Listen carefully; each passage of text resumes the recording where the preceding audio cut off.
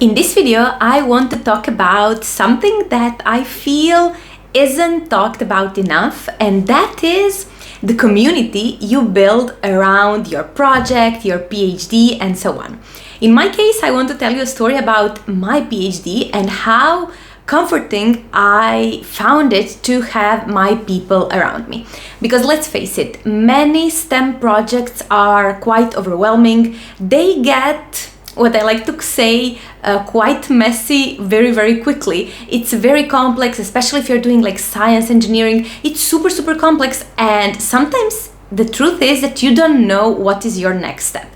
And in those moments of complete despair or mess and so on, it is very useful to have some people you can refer to ask for help, for guidance, or just even to maybe just share your feelings at that moment in which you're feeling maybe not your best, you are not feeling that you are up for the challenge and so on.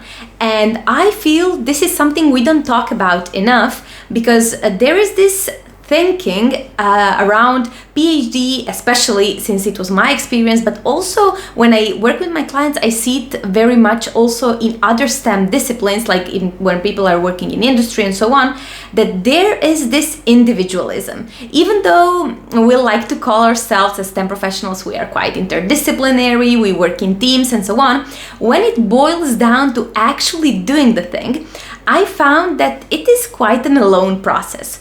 So, of course, when you are expected to do something for the first time, you are quite unsure how to do it, you are not maybe 100% capable of doing it, because honestly, sometimes things are hard and you need to learn. I feel that the best thing is to have your community. And I was lucky enough to have some people in my lab who were exactly that for me. So we were basically managing everything together. We were working on different projects, but yet when we had to chat about it, or when something wasn't working, an experiment failed, or code wasn't coding and so on, we would always have each other that we can talk about that, we can discuss, we can laugh, we can have a cup of coffee and so on. Of course, ideally, that would be your mentor, that would be your supervisor, that would be your tech lead and so on. But sometimes finding just one person to whom you can be honest and say, look, I'm struggling with this, I'm not quite sure how to make sense of this, the project is moving on really quickly and I feel a bit lost. I feel that just asking for help and finding your community in those cases really makes all the difference, especially if you are in academia, because I work with many people from academia, and this is quite a lonely process, because especially when you're working on a PhD, it's a very personal thing, it's a very individual project. So chances are it's only you and your supervisor, or maybe someone else, but those people are also usually quite busy, so they do not know they don't want to help you, or they just don't have time to help you and so on. So finding that community, that mentorship, someone who can basically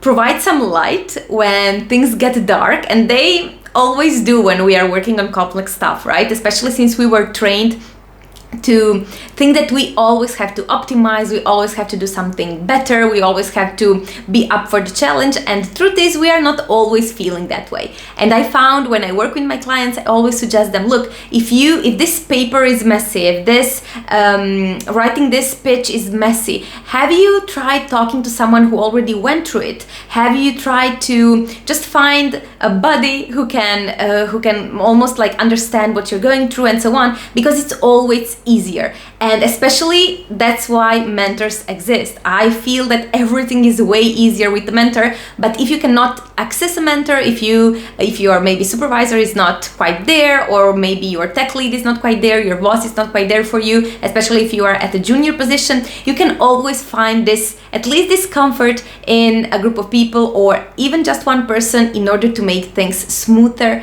and easier. And this is exactly what I tend to provide my clients, right? Because they often come to me with some projects that are quite messy, quite complex. They do not see what would be the next step. They have like 7,000 things on their to-do list and they do not know where to start from, how to do it, writing a paper, writing a thesis, or writing some pitches and so on, and they are not sure how to do it. So I always tend to be that person, someone who can provide guidance, someone who can provide some clarity in moments when you are not quite sure how to move on, and so on. So if you would like to see how this looks like in real life, I will leave a link down below where you can schedule a completely free intro coaching call with me, where you can get a glimpse of how this sort of mentorship looks like and how it would fit your specific projects and your specific needs. Thank you so much for watching this video, and as always, see you next time in another video. Bye bye.